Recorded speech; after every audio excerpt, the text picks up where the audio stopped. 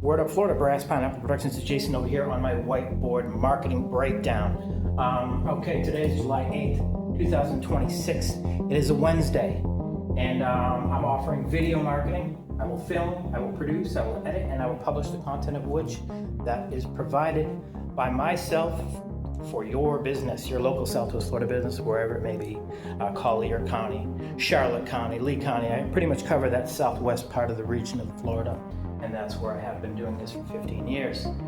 Google Maps is number one. That's the big one. That's what helps me get more of the localities in there, with the content ranging 0 seconds to 30-second videos, which is what the time frame is for Google Maps. And those are very, very high counts. Right now, 136,278,913 as of today. So it is acquiring every day. Hopefully I can get to that billion mark. That would be really cool. I will sooner or later, just gotta keep working at it. The stipulations for Instagram are very simple. You can just publish this video right into their platform. You can do the non-paid option, which is you just put it out there organically. You tag the other business if it is taggable, and you put all the local information that's in there, where it is, and what kind of specials. You can verbatim and all that. You can do paid boosts, $5, 10, 20, 50, 100, 500, whatever denomination the proprietor might feel is acceptable for their budget, being it feasible or not.